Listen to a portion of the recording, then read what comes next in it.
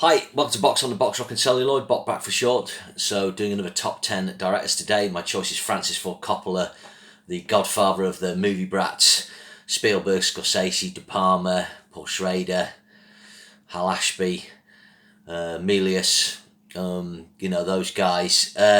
He was the breakout guy from this generation, and his attempts to kind of steer his path and become a mogul in the industry is fascinating, but ultimately that was his undoing, really.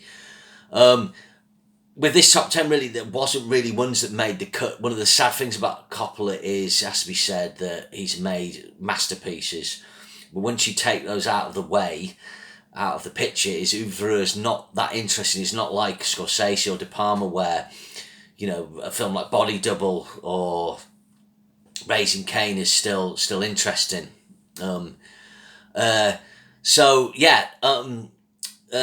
guess without further ado, we'll get into it. I must confess, I've seen Dementia 13. That's just not a little horror. I've never seen Your Big Boy Night. I want to see The Rain People. I haven't got around to it. I tried to look for it on YouTube, but it was split up into parts.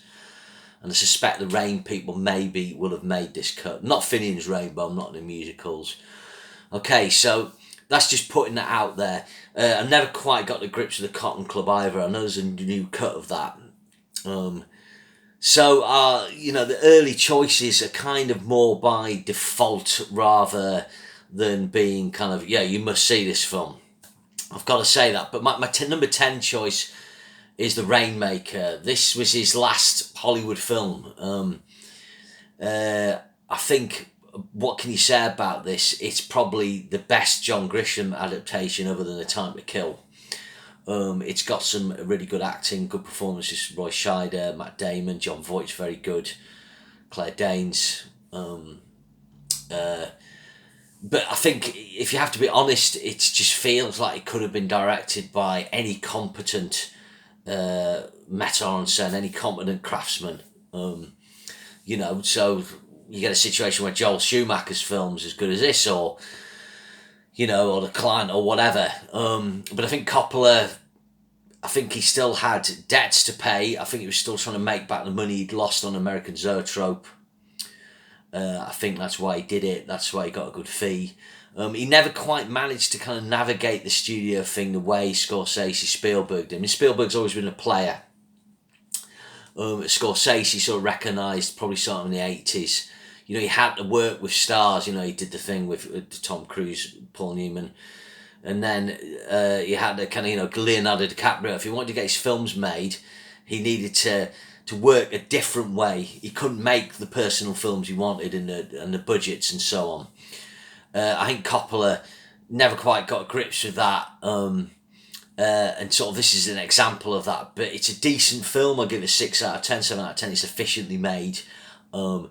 It just, you wouldn't necessarily know it's made by Francis Ford Coppola. My number 9 choice is Dracula. Bram Stoker's Dracula. So what's interesting about this is, at the time when it came out, I was super excited about this. I was like, this looks amazing. Coppola, he's actually getting a big budget. It's going back to the source material.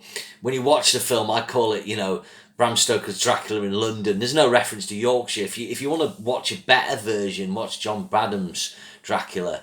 I think a lot of that flips the characters of Lucy and Mina. The fact it's set in Yorkshire just feels a little more authentic. But Gary Oldman, good credit to Gary Oldman for his kind of take on Dracula. I think you've got to give Coppola credit for his visual experimentation here. You've got like kind of stop motion sequences. You've got the wonderful opening with the almost shadow puppetry of the ending. I think that's the best way to describe it. So using a lot of techniques in this. He throws the kitchen sink at it, and it is opulent. Great musical score, that great theme, on the trailer. It just tonally, it's just not quite right. It's a bit too over-egged.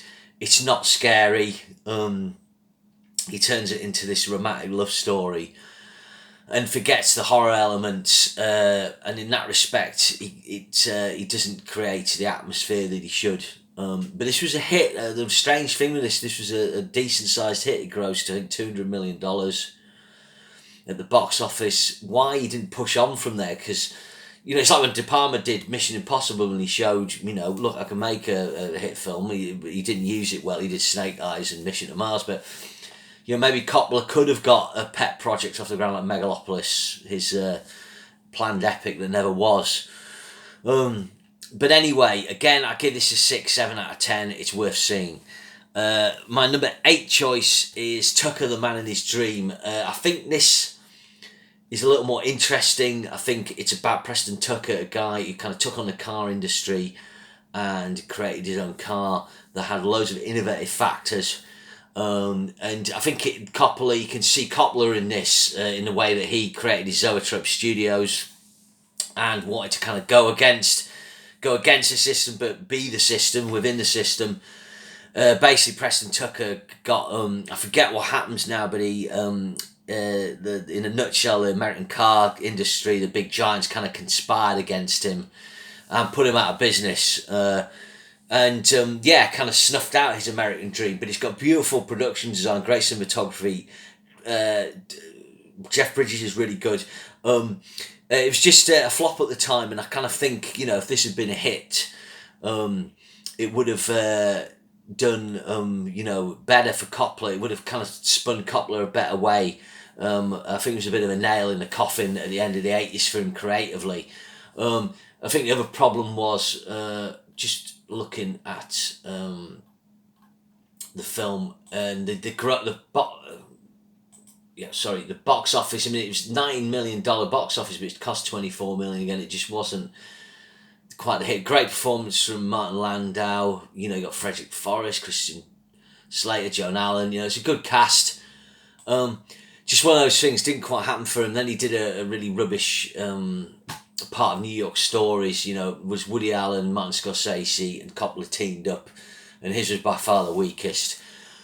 And that brought him to my number 7 choice, which is The Godfather 3. I was kind of, I was thinking, well, where would I put this? And I think it works two ways, The Godfather 3.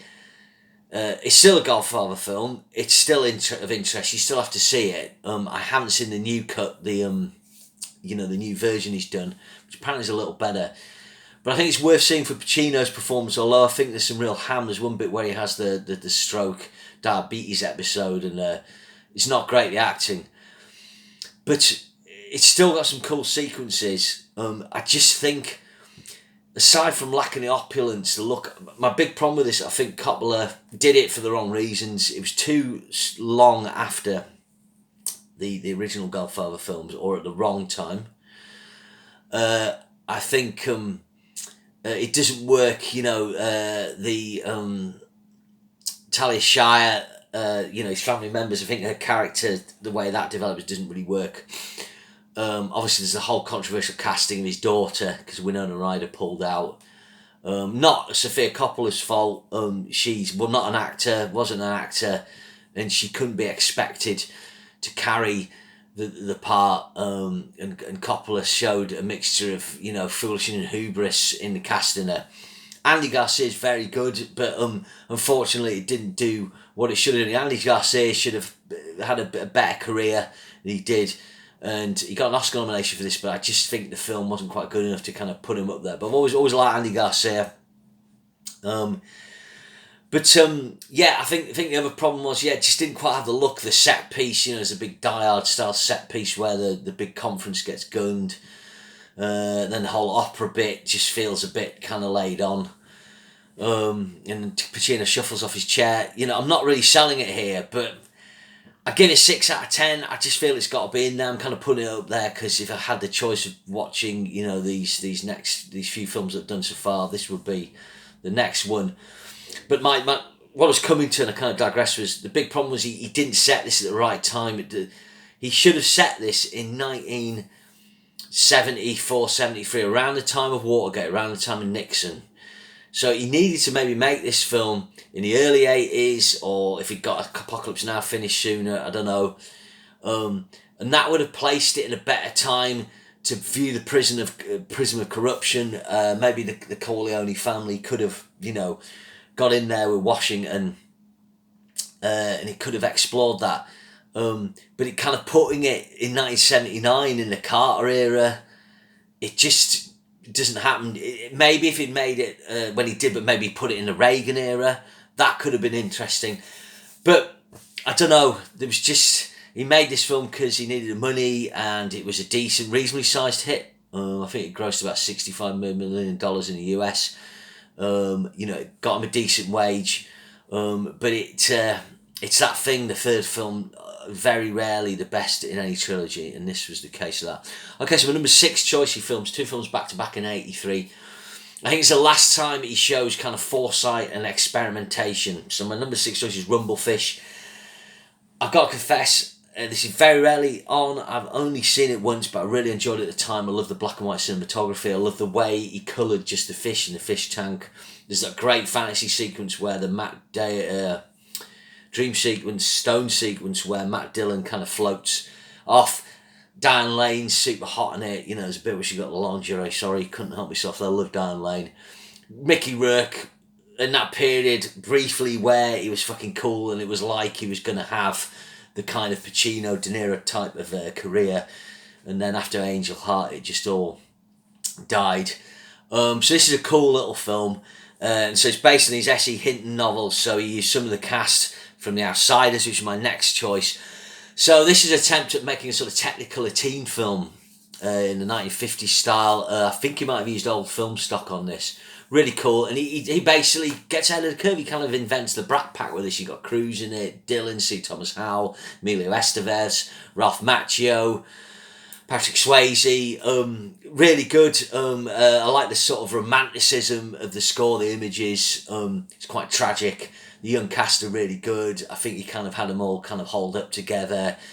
Used all his techniques with actors, his workshopping and so on. And it just showed, again, it showed a nice way for him to go, and it was a hit. Rumblefish wasn't as big much of a hit. I think that was a flop, but I think the cost of the 2 films relatively, I'll just check what The Outsiders cost. So, yeah, this cost $10 million on a $33.7 million budget. He says Rumblefish was $10 million, so maybe that was actually combined budget. Maybe he just made those films back to back on $10 million. So Rumblefish only grossed 2.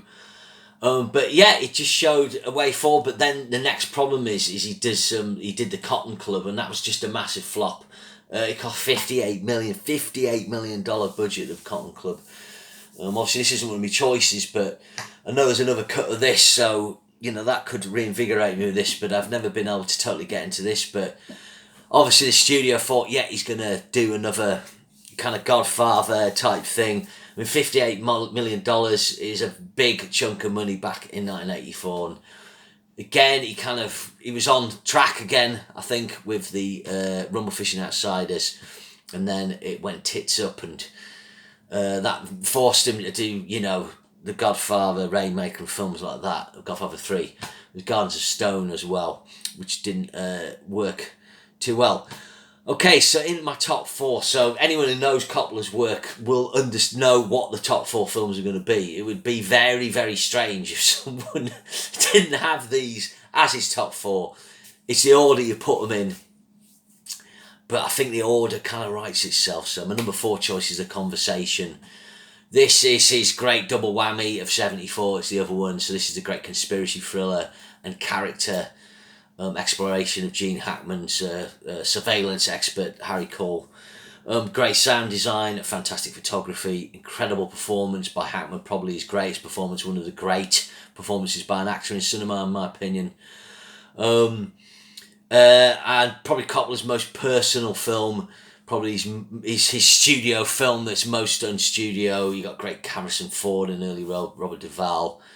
And that great thing all hangs on those few words, he'd kill us if he got the chance. Watch the film. So it's my number 4 choice. My number 3 choice, so this could easily be number 1. It's so tight, but I've got to put this 3. It's one of my favourite films of all time. It's a film I never tire of. It's great, but this other cuts of this, there's the final cut, the most recent cut, there's the director's cut, but the original cut's the best, with the sending the airstrike sequence on the end for me. Of course, it's Apocalypse Now. You know, I'm kind of not going to go on about this too much because I've done this on my NAM thing, but you know, it's one of the great achievements in filmmaking. It rewards on repeated viewing. I think Martin Sheen comes off in the final thing as the great performance of the film. Obviously Brando and Duval essential as well. Amazing cinematography, use of the Doors, another rock tracks, sound design, film editing. It's a complete cinematic experience. I think the sad thing about this film for Coppola was it was so good. I think a part of him died in the jungle. If you watch the documentary, he put everything into this. By the time it was edited and after shooting in 76, it came out in 79 and was a hit, although it cost a lot. You know, I just think, you know, when you're creatively putting yourself out there at that level with millions of dollars, there was no way he could come back, really. And we're just glad he made it. I think the other problem for this film was it cost so much, and it's the same time as Heaven's Gate, Raging Bull. I just think the studios after that were not going to indulge directors the way they did. Spielberg 1941 as well, probably his only kind of film that didn't make money. So it was that thing where Blowout, De Palma, you know, it's that the movie brats, they're kind of taking over the asylum, but then the asylum, you know, bites them. You know, they didn't have the 80s, they could, and then had to regroup, and Spielberg was able to do that. He always was. Scorsese did, but Coppola, De Palma couldn't always quite navigate it. Anyway, it's my number 3 choice. So number 2 and 1, it's a toss-up. So I would say The Godfather 1 just edges it for the number 1 spot, but we could basically have them joint number 1, Godfather 2. You know, one's not complete without the other. You need to watch these films back to back. You can also watch them as the TV edit where the timeline's re-edited, which is pretty cool. But regularly make the top 10 lists, not just of American films, but of all-time films. You know, these are just some of the important works of art of the 20th century. You know, like 2001 and so on. Incredible acting, not just from the principals, but all the supporting cast, all the actors you get in the nuts and crannies, the beautiful music, the cinematography is incredible. You know, these are my favourite films. I think The Godfather, maybe just tipping it, but if I had to pick one film now I'm old at the age of if there's one film, you can go to Desert Island, you've got one film to take, it probably would be The Godfather. But if they let me take The Godfather 2, I would, and then I could just make them one. So that's my top 10 Francis Coppola. You know, it's like I say, it's an interesting one. You've got these 4 incredible masterpieces. There's 2 interesting films, and then you're kind of picking other ones to make your 10. But you know, maybe people don't need to make 10 great films. You know, if you've made those 4 films that he's made, you know, it's good enough. So remember to share and subscribe if you enjoy these. And I'll see you again. Thank you very much.